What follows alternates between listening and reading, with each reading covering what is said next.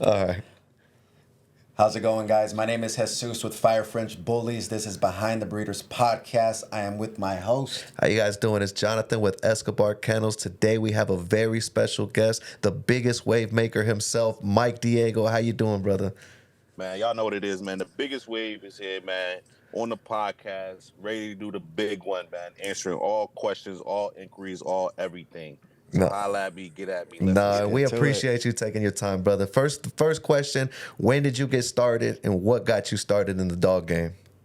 Man, this is crazy. A lot of people, well, first I say I don't even do a lot of podcasts. I like to say my own stories for my own platforms.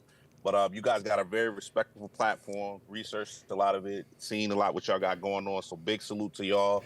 Thank you Uh, so Thank you. much. So I just want to share that respect up front. And as far as me and the dogs, man, always been a dog man. You know what I'm saying? For the most part, grew up. I probably say this crazy. I used to be scared of dogs. Depending on where you grew up and how you grew up. Man, I grew up where the dogs bite. You hear me? I don't know where everybody came from, but dogs bite where I come from. You know what I'm saying? They get busy, they bite, they shake, they go crazy. And I share this, man. Like my first real encounter with dogs, I probably had to be about, you know what I'm saying, maybe like 7, 8 years old. And you know, I don't know, it was a kind of mixed dog. His name was Chester, of course. That's a classic dog name. And we had him in the backyard, chained to a tree. You know what I'm saying? Used to feed him scraps and stuff. And then our neighbors, they had some pit bulls, man. And that's really where I fell in love with the breed. As far as the dog breed. And we used to climb this tree. So our house was right next to their house, and we used to climb the tree, and our tree hung over.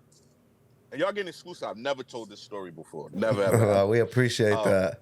I'm over here. I'm so locked in, bro. I'm over here watching the screen. And shit. I'm having a It whole sounded like, visual it sounded and like the shit. Sandlot movie for a second, bro. yeah, for real, because these real stories. So my neighbor had this had pit bulls, and we had this tree, and the tree hung over their yard. So they used to fight the pit bulls. You hear me? Oh, So shit. they would fight them. So we had a crazy view. So imagine watching pit bull fights from a tree, looking down at the fight, literally directly over, almost like a drone view. You know what I'm saying? Hell That's yeah. fucking wild. Yeah, crazy, right? So I'm terrified of these dogs. You hear me? They shake, they bite, they do everything. And my older brother, big ups to my older brother. Older brothers do what older brothers do. They make you tighten up, man. You ain't gonna walk around here being no pussy, scared of dogs, woo, woo, whatever, whatever. So, he started forcing me to, nah, pet him, nah, get around him, nah, walk him, nah. You could teach him the commands. You tell him when to bite. You tell him when to do stuff like that. And man, I fell in love with the dogs because of the drive, the obedience. You know what I'm saying? That's just always been there, and I just always had a dog of some sort. I don't care if it was a mixed dog, a mutt dog, or a pit bull, or whatever, man. I even had a German Shepherd Rottweiler mix name RZA. You know what I'm That was saying? my very first dog breed, bro. As a German Shepherd Rottweiler. We named him Johnny. Crazy than a motherfucker, bro. Yeah, man. I did RZA from the Wu-Tang. You hear me? So. And it was fire. Looked just like a German Shepherd, but it had the Rottweiler print on it, Exactly. man. That's exactly what mine looked like. Man, I swear I'm thinking to myself, man, I had a whole cash cow in my hands when I was 10 years old and didn't even realize it. You know what I'm talking about? Imagine if we would have put them two dogs together, man. We probably wouldn't be on this podcast right now, man. We'd probably be millionaires with that type of breed. But I had that dog, and it just evolved from there. I'm gonna be honest with you. And I always just had dogs. So, like when I became an adult and I had my own house and was ready to get my dogs, I tapped in with some pit bulls. You know what I'm saying? I tapped in with 3 pit bulls because that's what I was really, really familiar with. The dogs that I love, they family dogs, they loyal dogs, they follow commands. And something tragic happened with my pit bulls. I don't often tell this story because it's a lot of people that want to judge or whatever. And I do believe that anytime an accident happens with an animal, it's 9 times out of 10 it's the owner's fault, and this was my fault. So I got these dogs, right? I got 3 pit bulls. So I went and bought one. I had a black one. His name was Rush. He was fire. And I was like, dang, I need another one. Because dogs, it gets addicting. So I grabbed Facts. another one. I went right back to the same breeder, grabbed the littermate brother. Boom. His name was William. He was a fawn one with a white mask. And then I went back, grabbed another. I bought the whole litter, more or less, right? Damn. Went back, bought the whole litter. So technically, me and my wife, we were supposed to do something. We was like, yo, when we first get our dogs, we gonna get Dobies, Doberman Pinschers, and she's gonna get a miniature Dobie, and I'm gonna get a regular, standard Dobie, and we was gonna name them Biggie Smalls. My dog was Biggie, hers was Smalls. You know what I'm saying? Like, some cute marriage type shit, right? Whatever. So, cold part is, I had them dogs, so I kind of went off the plan. Well, she still was big on like, I'm getting my min pin. And I'm like, all right, get your min pin. I got 3 pit bulls. It is what it is. Uh-huh. So she had her min pin. Actually, she had her min pin first, pardon my soul. And the min pin was probably about 7 months. The pit bulls was probably about 4 months. So, the min pin was the alpha male. His name was, we still named him Smalls, even though we didn't get the Biggie portion. And the min pin was the alpha male. And this is for anybody that's really listening to this. Like, pay attention to the story. Like, learn from my mistakes. That's why I wrote this book right here, Dog Breeders Handbook. Learn from my mistakes so you don't fall into the issues that I fell into, lose money and things. So being that the min pin was the more assertive dog, you know what I'm saying? The alpha, he's alpha male. Even though he's a min pin, you gotta understand. In the animal kingdom, alpha is alpha until you're challenged, right? So I put the min pin, and the dogs, I used to let them chill in the garage. Like, the garage is empty. It's just, that's where they hung out. You know what I'm saying? When it was like I was taking a nap or something, I'm like, all right, put y'all in the garage. I didn't believe in like kennels and stuff like that. I was real big on like, train your dogs, have them obey. Don't let them shit on the floor, So they was actually good dogs. So I used to allow the min pin to check the pit bulls, because I knew if the pit bulls checked the min pin, he would be gone. You know what I'm saying? So I let him continue to be alpha, and I always would tell the pit bulls, no, stay. They listen. Well, one day they in the garage, and I was taking a nap, and they started barking. I hear the min pin barking, bark, bark, bark, bark, bark. And I'm like, oh man, them little yappers. So I'm like, shut up, Smalls. Bark, bark, bark, bark, bark, bark, bark. Shut up, Smalls. Bark, bark, bark, bark, bark. Smalls, shut the fuck up, Smalls. Smalls got quiet. So wake up from my nap, I don't know, 30 minutes or so. I go in the garage. All right, let me get the dogs. I'm looking, the min pin in there, and he ain't got no head. Oh, I said, hold on. what's going on? Yeah? What's happening?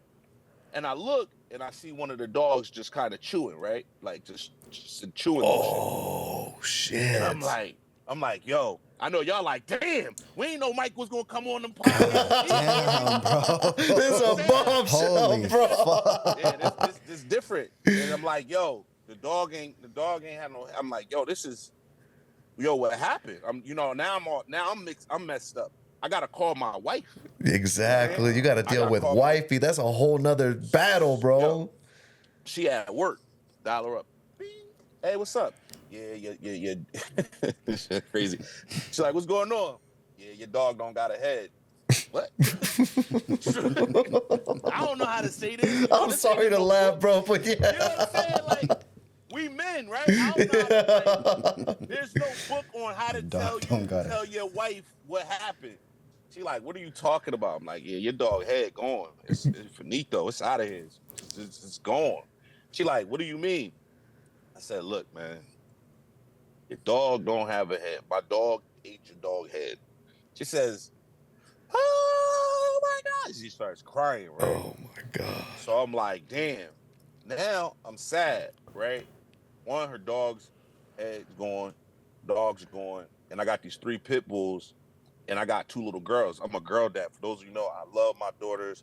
Like they like I'm the ultimate girl dad. I feel like I love being a girl dad. Embrace it.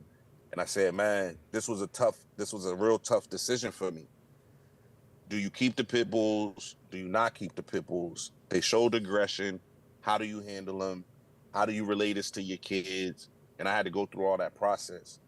And I had to get rid of the pit bulls. It was only right, you know. Once a dog show that level of aggression, you gotta move them dogs to somebody that got more time, can let them roam free, be a true dog outside, especially a pit bull. And what I learned from that was that I always said, why did they do that? They heard me tell Smalls to shut up. You're the alpha. I'm alpha. You're the So if alpha. the alpha is telling the alpha dog to shut up, then the other dogs it's a command I was giving them. Psychologically, I'm giving them a command that dog needs to be quiet. So I learned from that mistake, and I said, you know what? I need to do better as a dog owner, because I wasn't breeding really.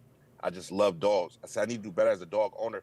I need to bring something positive to this dog community. I need to help educate others so they don't fall into the things that I fell into, the accidents that I fell into, because I didn't get pit bulls so that they could fight. Even though I grew up around pit bulls and seeing those fights and hanging over the tree, growing up as a 8, 9, 10-year-old kid watching these,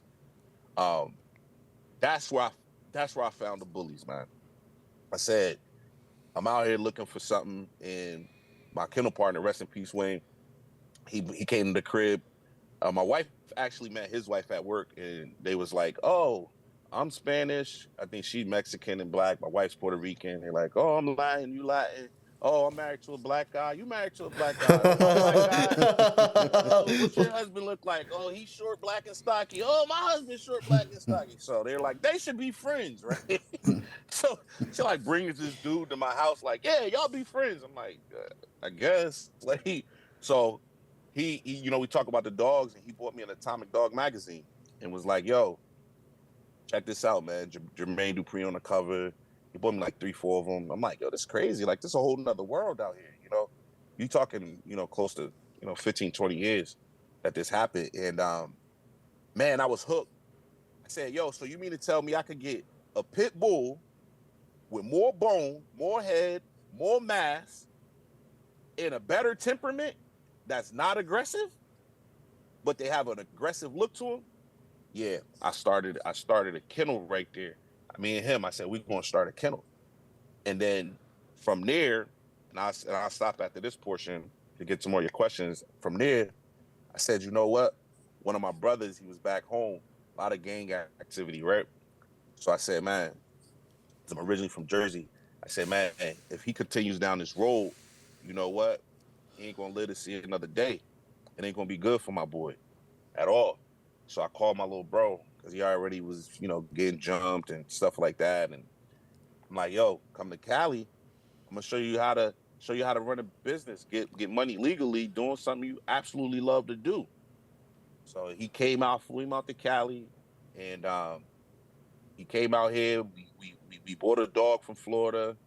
I took him to the bank. I showed him how to get a loan. Like, look, bro, you ain't even got to spend your own bread. You could go and get bread from the bank and flip that. Same way if you was on the block and you was, you know what I'm saying, you got a QP of this or whatever, you gonna flip that and you gonna be up this, that, and I said it's the same concept. Hey, that's We're just real game applying it. right there. That's real game you put him on, man.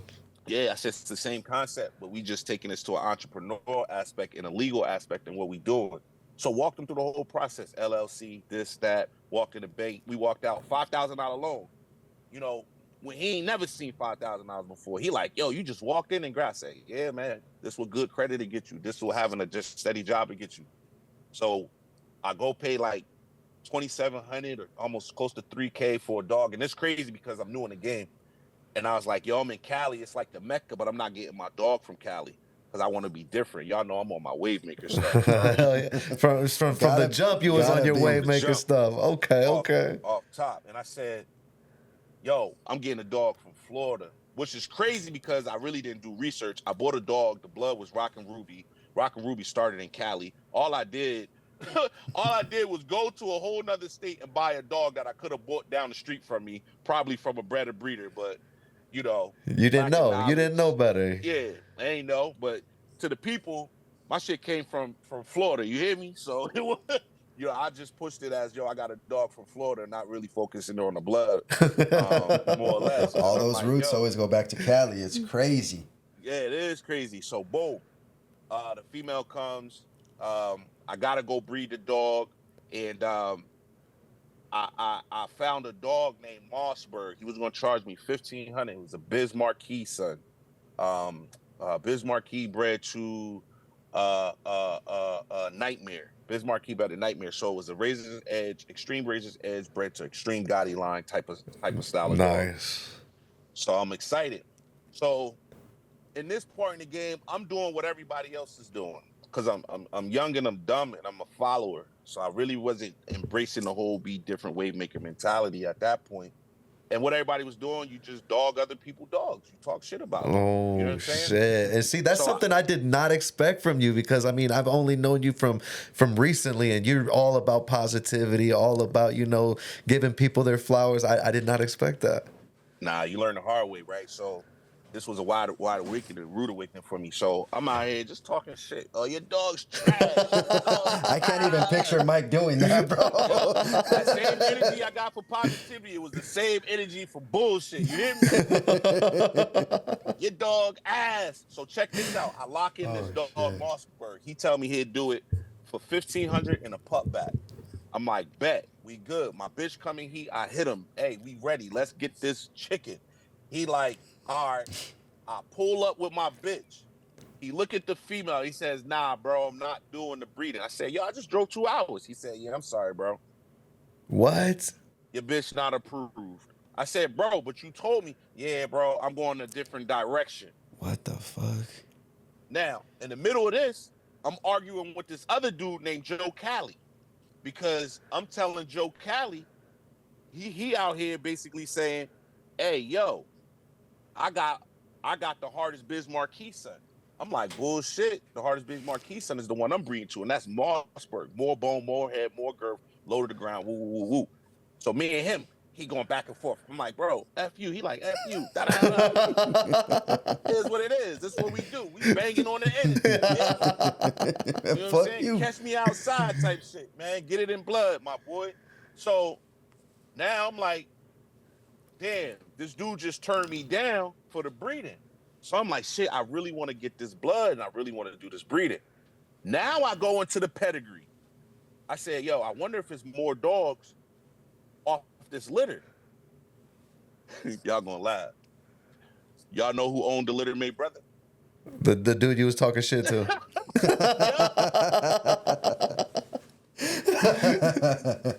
Now I have to come very humbly to him. Hey, what's up, bro? He like, what you want?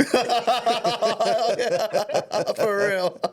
I'm like, look, bro, I apologize. He like, oh, you apologize. Why you apologize? I said, look, man, I got a bitch. She in heat. I was going to use this dog. I was straight up with him. I was going to use this dog. I didn't know you had the litter mate. He goes, okay, so what do you want? Now he being an asshole because he know he got the upper hand. Yeah.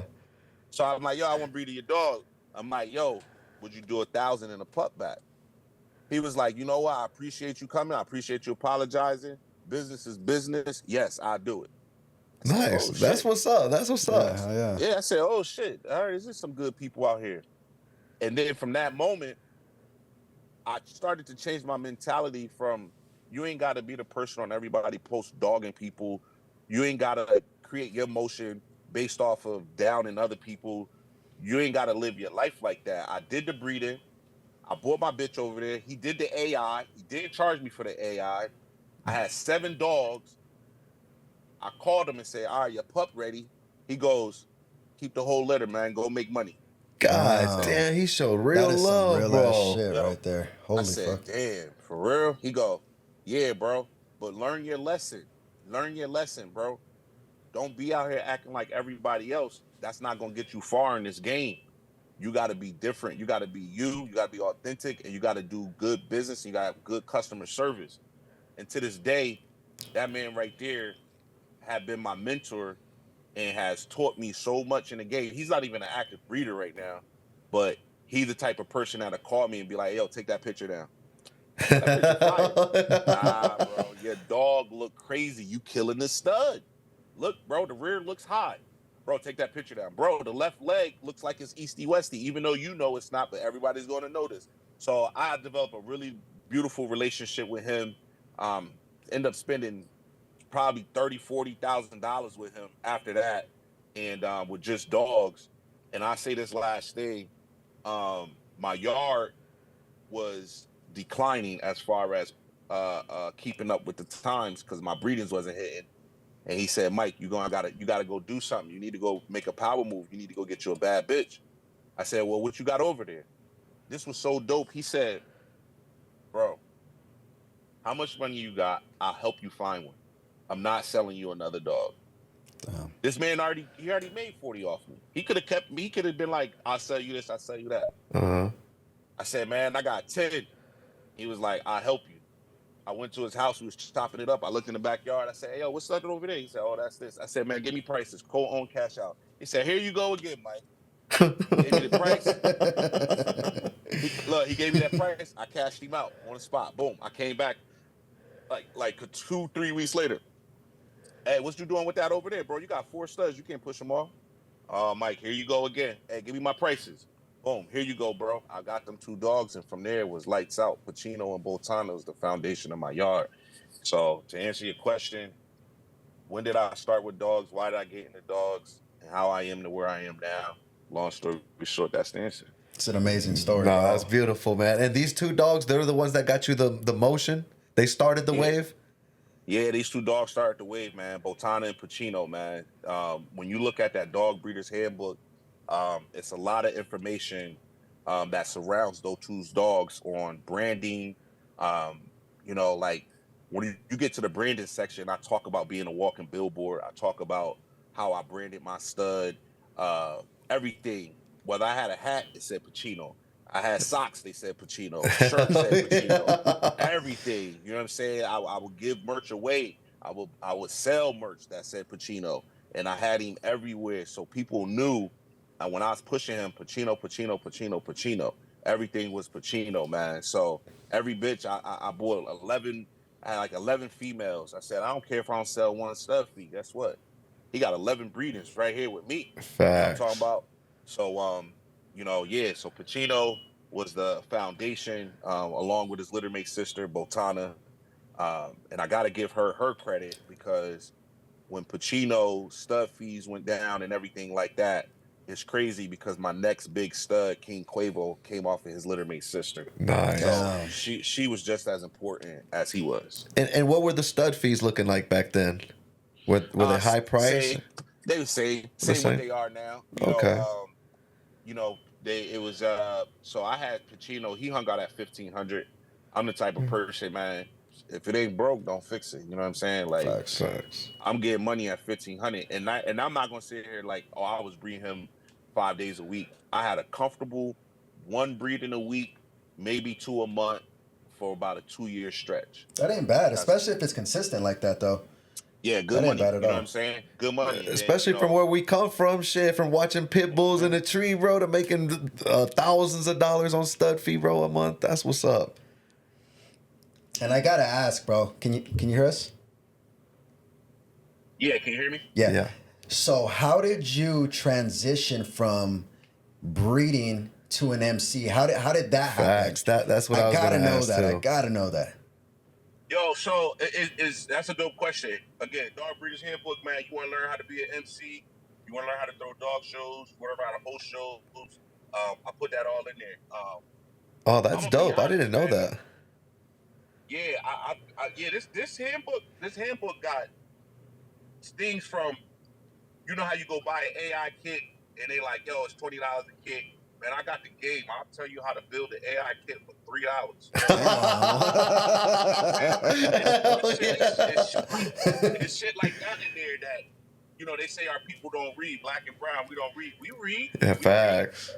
Gotta have good information. So, And even how to throw a dog show, what's needed, and how to MC, and all in between, huh?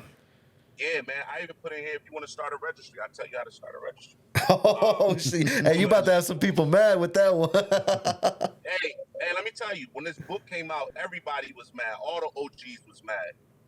They clowned me. They talked about me. Yo, why would you do that? You giving the game away. You shouldn't be helping people like that. People, blah, blah, blah. And I said, and that's the reason why I'm doing it, because y'all OGs string people along, take their money, and act like y'all the only people that can give advice. If we want the community to get better, somebody got to start setting the standard around here. Facts. So I wrote the book.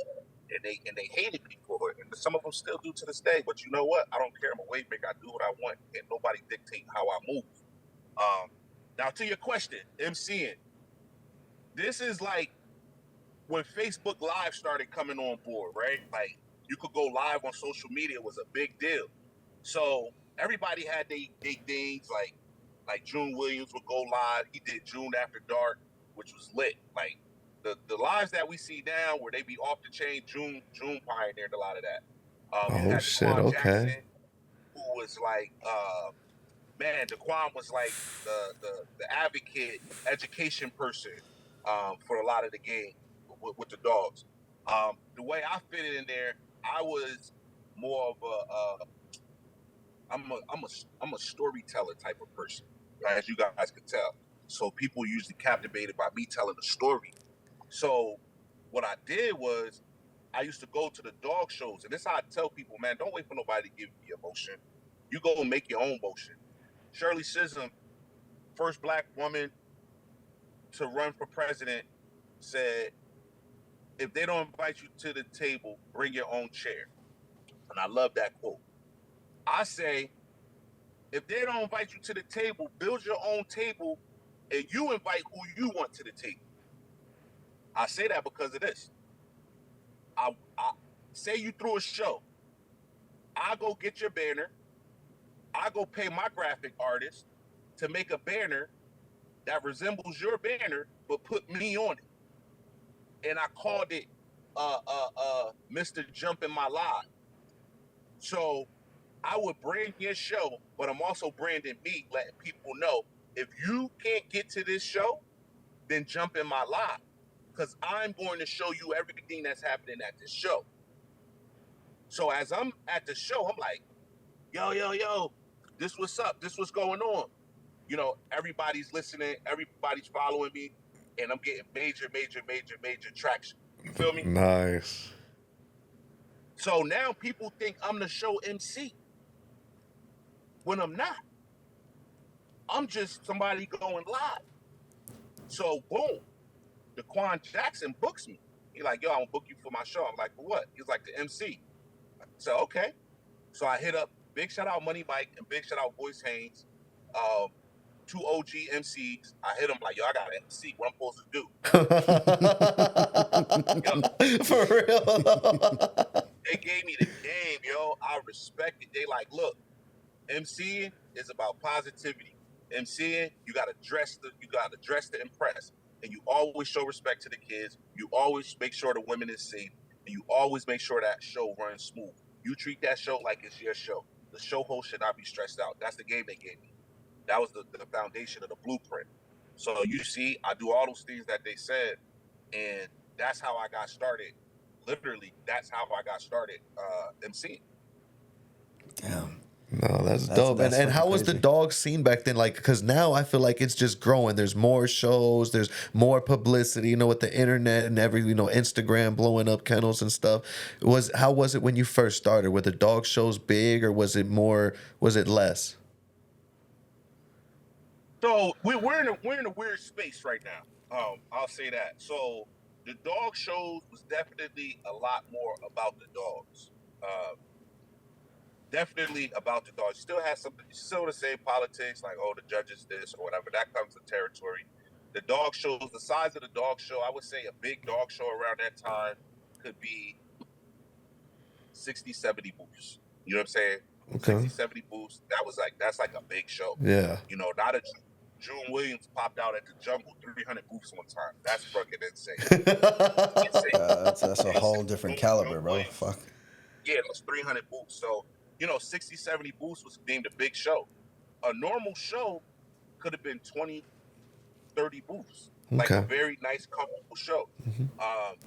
And then it wasn't shows all over. Like, it wasn't like you weren't competing for dates. So we didn't have a lot of shows. So then people actually did travel a lot more. The reason I say we're in a weird space is because COVID did something to the game. So while that was the norm prior to COVID came, everybody was in the house. When COVID was gone, everybody wanted to be out the house. So when dog shows started popping again, it had a fake image of popping. It was only popping because everybody was in the house and wanted to get outside. That's really the only reason why it would look and shows blew up the way they were. As the shows continued to blow up, people who already experienced that one show in Cali that was XYZ throwing it, they're like, why am I going to go back? I already met them. I already seen them. I already stacked my dog in Cali. So now the game has changed to what's the next best thing? And show hosts, how can you keep the people's attention and get repeat attendance? That's where the game is now. So the game, I would say, 50 to 70 booths was a pretty big show. You know, if you've seen 20 booths, it was cool. It wasn't a big deal. Like, oh, their show was empty. So we're starting to normalize. We getting back to the space where my last show, when I sold my booths, I had 80 plus booths. I tell people, go off of the people that throw the biggest shows and be truthful with your own motion. So if you look at June Williams and he does the Jungle now and he's 180 booths, and me myself, when I look at how many booths he sell, I'm always half of that. He has a very, very big show following. I have multiple followings, but I can't throw a successful show. So if June's at 180 booths, I'm comfortable at 70 to 90 booths. I know that's what I'll do. If somebody's just jumping in the game and doing something, and they looking at me, looking at June, then if this their first show, they should be cool with the 30 booths to 50. You know what I'm saying? Like, they got to understand you probably not been here as long as some people doing it as long or have as much motion. So although a lot of show hosts make this shit look easy, or even like y'all doing podcasts, y'all make it look easy, but they don't know behind the scenes, oh man, I gotta get the audio. Oh shoot, I gotta get a new Zoom link. Oh shoot, man, he was in a meeting, now he gotta get back in another meeting. Yo, so much stuff. Yeah, I'm stressed out, but then the fellas on the couch looking wild cool, like nothing happened. You know what I'm saying? There's levels to this shit. Like, yeah, now people like, man, I could do a podcast. Yeah, okay, go ahead. For real. I mean, and we've heard the rumors, you know, of other people saying they wanted to start a podcast, and that's how we feel too. Go ahead, but we don't want to take too much of your time, man. We know you're a busy man.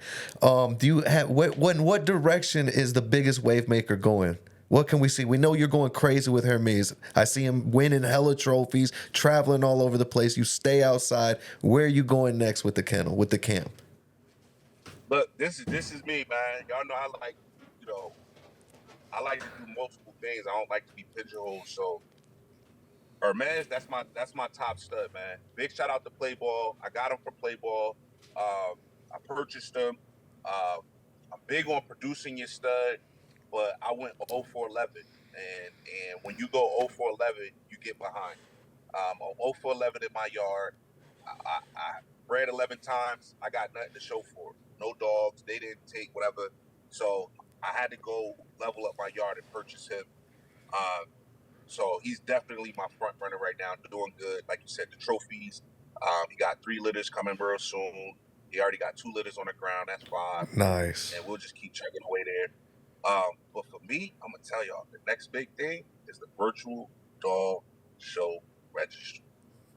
That's the next big thing. Can you tell us a little bit about that? or are you waiting? Yeah, I'm gonna tell y'all. I will wait, but y'all good people. I'm gonna go ahead and talk about it. I never talked about it on the platform, so y'all getting a real exclusive. Y'all really are. The virtual dog show registry is a fun show registry. So basically, during COVID, I hosted the first virtual dog show for our community, and the way that was set up, I just had people go live at their houses and invite people over, and we stacked up live all over the internet. Just jumped in different lives and shit. Well, now I'm at the point where I actually created a registry, and it's not a registry for pedigree; it's a registry for point tracking. So it's two parts to this. Imagine you go to a fun show and you win best Merle Frenchie. You get your trophy and it's over. That's it. Like, congratulations. Now you at home and you got 20 best Merle Frenchie trophies. But you really ain't got nothing to show for it, right? Your accomplishments outside of the trophies. So in this registry, you can come register your wins. You'll be able to register your wins at any fun show. And those wins will go towards points. You'll get points. You'll get points for all your wins. And I'm gonna leak this. This is what it might be, or it might change, but I'm gonna leak this. And instead of having champions and grand champions, we're gonna have alpha bulls and alpha omega bulls based on the point system. It's totally different, and you gotta get X amount of points. You gotta win X amount of best in breeds, and you gotta win X amount of best in shows to reach the status. That's for the fun show portion. Now, the virtual portion of this, I'm hosting a whole dog show virtual. So it's limited submissions, 4 dogs per category. So imagine just how we are right now.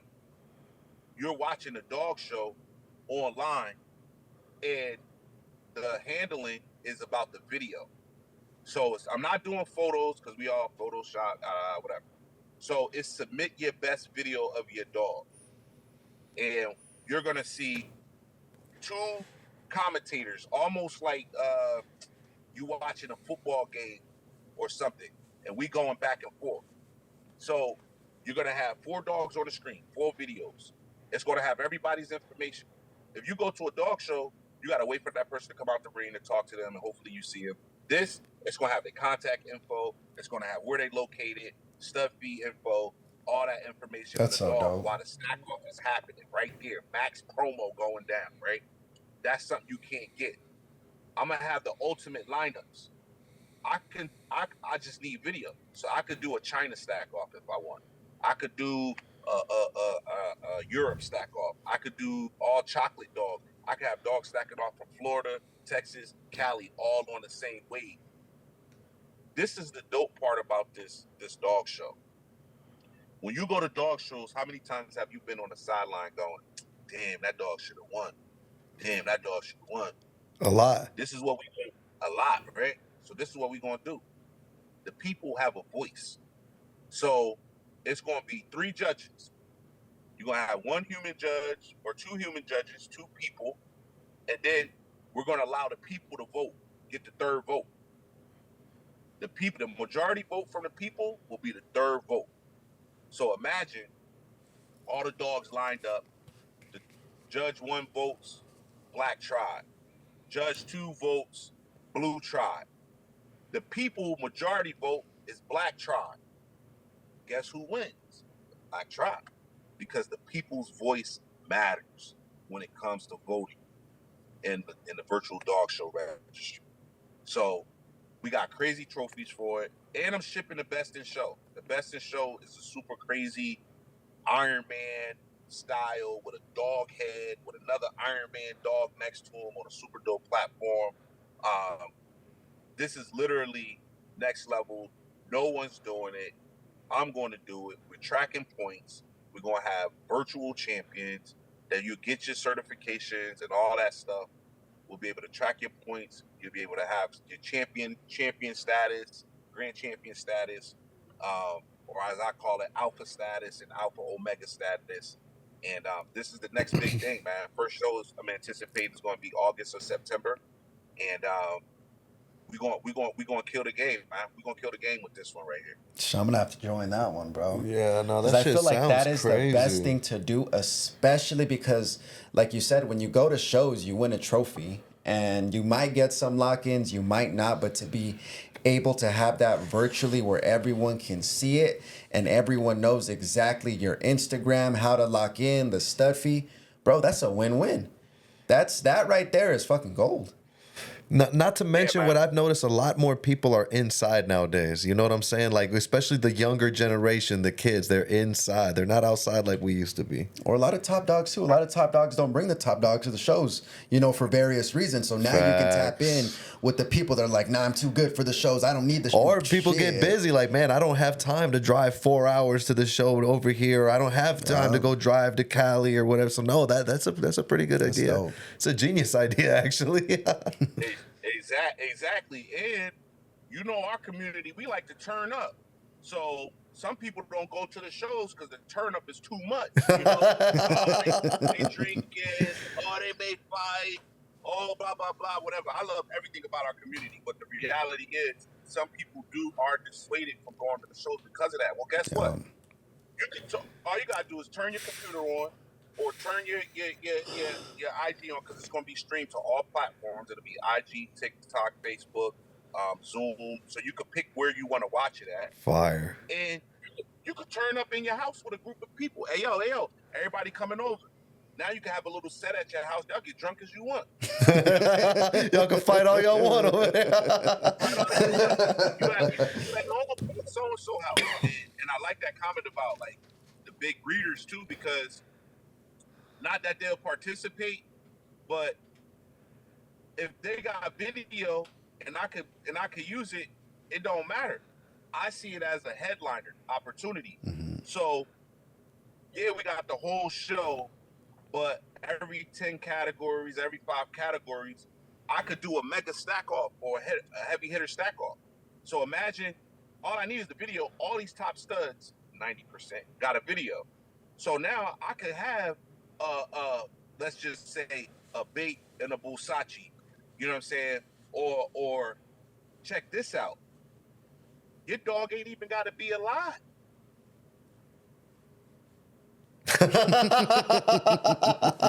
We bringing motherfuckers back. Imagine a throwback stack off of dead dogs. That would be dope. That would be crazy. That's something that's some so wave maker cool. shit, because nobody's doing it, That would man. be so That's some fucking cool. ingenuitive shit, man. That's why I like you, bro. I really like you. I respect, bro. So now I could do Miyagi, Dax, Bullseye, Bolo, stack off. Grinch, Adonis. You know what I'm saying? I could put together any stack offs that I want. That's going to create hype around the show. 100%. And it'd be like boxing with a main event.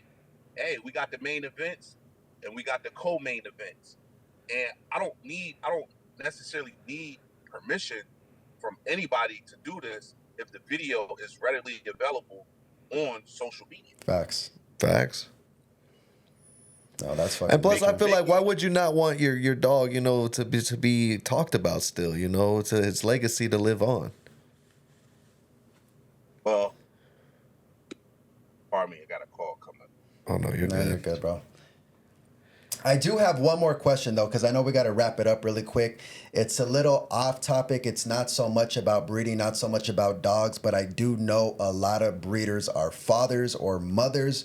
And I admire the way that, you parent, how good of a dad you are. So what is some main advice to a breeder or anyone as far as parenting? Because I see you doing your thing, bro. That's a good question. And especially he's busy, bro. Exactly. And I admire. I think I seen him give his daughter like $10K because she graduated college. I saw that video. And it's little things like that I notice as a dad. And I'm like, damn, I wonder what Mike does. Like, what is his main advice for, just parenting, bro?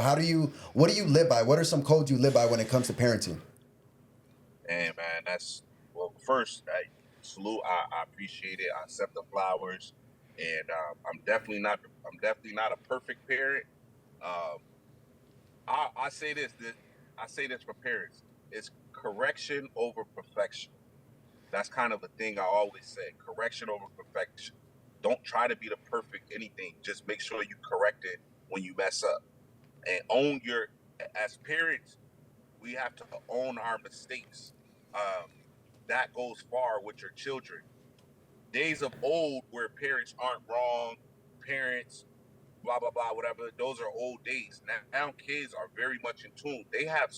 We got to realize kids have so much more access to information, which makes them way more smarter than we were 20 years ago, 15, 10 years ago, 5 years ago. You know, it's down to the point where kids could go write a whole paper in AI, ChatGPT. You know what I'm saying? It's different.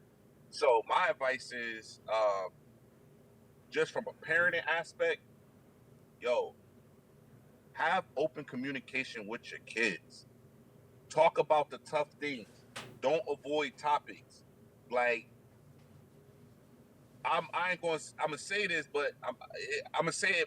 I'm trying not to embarrass my kids by saying it, but like, No, I got you, bro.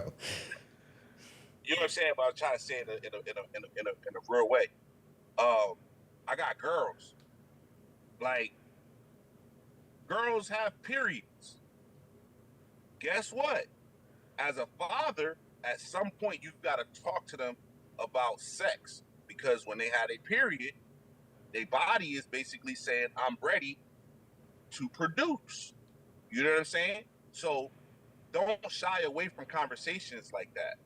And you got to be authentic in your delivery and comfortable in the way you talk about it. So like me, I'm not gonna go to my daughter and be like, "Oh, you on your period?" It's more like, "Hey, if you want any advice about that, let me know. From a guy perspective, let me know. Hey, you okay? Be sensitive to what they got going on. Like, as a father, you got to understand every kid is going to be different. So my advice is have open communication, talk about the tough things, and ask them how you're performing as a parent. This sounds crazy because this probably goes against. Yeah, I didn't grow up like that. My mama said, "She didn't give a fuck. You gonna do exactly." Hell yeah, I respect that. Yeah, do what I said before you get your ass beat. Right? That's how Mhm. we grew up. Yep. Well, the kids have so much information now that they can actually see when we fuck up. They can see when we mess up. They know more right from wrong than us because all we did was just follow the rules. Mhm. So imagine asking your kid, what's the toughest thing that you've been through in life? And they telling you something you never knew. Yeah, that's real. You know what I'm saying? Like, ask your kid those type of questions. Now, for the breeders out there, with your kids, don't force them to do anything with the dogs. For Find out, real. yeah. Be But showing their I will 4-year-old say, trying to do an AI. I've seen some wild shit on the lives and the stories, man. yeah. Like, don't force them, but let them naturally find a lane and encourage them in their lane. So, like, my daughter, she's my oldest daughter. She said, she came to me. She was like, she was probably 8. Oh, Dad, I want an Instagram. I'm like, man, Instagram lit. You was not getting on Instagram at 8 years old. I said, she come back, I want Instagram. I said, look, this is what we gonna do. Can't give you an Instagram for nothing. I said, but let's do photography. You focus on taking pictures, and we'll get an Instagram, and you can only follow people that takes nature pictures. You know, I'm like, I'm terrified. I'm like, shit. You know, having the world have access to your kids' inboxes makes Yeah, you it's Wow. nervous, scary. especially a girl. So I bought her a camera, a little not Sony, pardon me, a little Canon red camera, it's like $120. Man, she was doing her thing. She went outside, take pictures of ladybugs, grass bleeds, dewdrops, all this stuff. And then I said, oh, take a picture of my dog. So then she would take a picture of the dogs. Pictures was trash, right? The breed was trash. But like anything else with your kid, you're like, yeah, you'll get better. Um, she loved that camera. And for me as a father, I always wanted to parent my daughters in a way to where they were independent. So they don't need a man to do something. They don't feel like they need to rely on a group of people to do something. You can find joy in your own stuff. So photography is a one-person show. So I'm like, look, keep going. I linked up with Bully Web TV. He's arguably him 818 Concepts at the time, arguably probably the best photographers out there. And he started teaching her little things. This is the camera, this is that. Also, Dog Breeder's Handbook. It tells you when you go to a photographer, what photos to ask for. Because a lot of people go to photographers and they get 3 photos or 2 photos, and they're not realizing you should be getting a headshot, mouth closed, headshot, mouth open, 3/4 shot, front shot, side shot, and a shot with you and the dog in the picture. That's 6 mandatory shots you should be walking away with. Free Damn, game. that's real free game right there. I'm over here taking notes, listening to that. I'm gonna have to run this back. Yeah, you're gonna have to get the handbook, bro. I'm gonna start promoting the handbook. Hey, where can we buy the handbook? Where can this be purchased? Link in my bio on Instagram, or it's on Amazon. So you could get it. You could get it there. And for your podcast, I will highly also encourage and say, this is podcast material. So you could literally flip through this and go, yo, we're gonna hit this topic. Yo, we're gonna hit this topic. That's a bunch of free game to talk about, bro. And I'm on Amazon Prime, remember? I get that so bitch dropped off tomorrow morning. And same thing with the magazines that I put out. You could grab a magazine, it's podcast material. You could flip through it and find these breeders that you want to bring on, understand their story a little bit. That's the power of the magazine. And lastly, same thing with the newspaper I put out. It has the same energy, same type of vibe. But that would be my advice for parents. I have one more question, kind of. I have one more question to piggyback off that, because you and your wife have a very beautiful relationship. How do you guys manage the time still? Because like I said, you are a very busy man. You have a magazine, you have a book, you throwing shows, you're traveling around the nation, emceeing. So what advice do you give for relationships, for breeders? And one thing I say, my relationship is definitely very unique, because I've known my wife since middle school. You know what I'm saying? Since 11 years old. So we grew up together. She was the girl around the corner. You know, the girl. She had a crush on me. I wasn't really crushing on her like that. It was like, you my friend. I'm a dog. I don't want to be with you because I'm a dog. You like I dog everybody else. She went and got a boyfriend. And I was like, who's this? She like, this is my boyfriend. I said, yo, cancel him. Get him out of there. I'm ready now. Get him out of here. So that's the foundation of our relationship. But you know, me being busy and doing what I do, man, I always say this: the wave ain't shit without the wind. You don't get a wave without something behind it, something pushing it. And she's definitely the wind to my wave. And again, marriage, it ain't perfect. It's work. Again, correction over perfection. So we live, we learn. We lost a lot of money together. We made a lot of money together. You know, we don't wake up happy every time.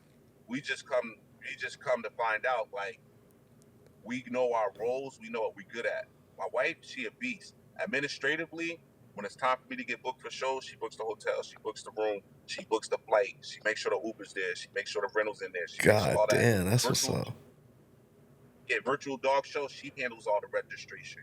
My wife have saved so many shows by just being at the show with me, and they're like, yo, we don't have nobody do registration. I mean, she could whip up a registration table in 2 minutes. She more of a breeder than a lot of breeders behind the scenes. You know, I hear people say this, you know, men ain't men, because if somebody say, let me talk to my wife before I make a purchase, and then they go, you better talk to your wife, talk to your brother, talk to whoever before you hit me. People don't realize communicating with your spouse or girlfriend is a healthy relationship. Facts. They talk about it like it's a bad thing. Yeah, like, yo, I'm really gonna go spend $20K and not tell the person I sleep with. Yeah, because a lot of times those are our legit partners, like kennel partners. You know what I mean? That's a legit business partner purchase. In life, man. Yeah, it's deeper than that. In life. Yo, you gotta go sleep with this person. This is the person giving you buns. This is the person who's gonna wake your ass if you sick, holding the fucking can when you throw up. And you mean to tell me you mad at me because I have enough respect to consult with a person that actually money I'm probably spending as well, if we got the same bank account? Mm-hmm. Nah, that's called healthy communication, healthy relationship. So for people that's in the dog game, relationship advice, yeah, talk to your spouse and find out where your spouse, your husband or wife fits in the plan. Not everybody needs to be a front runner. Everybody needs to be in front of things. My wife, she's a backseat type of person, but don't get it twisted. She'll pop out. I was in Florida. She grabbed her bags, traveled an hour to a show, showed him, won three out of four categories first place. You know what I'm Nice. saying?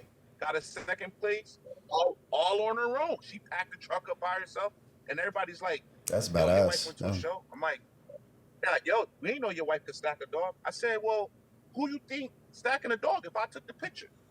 You know? And who do you think took the picture if my daughter was in college and I'm stacking a dog? It's my wife."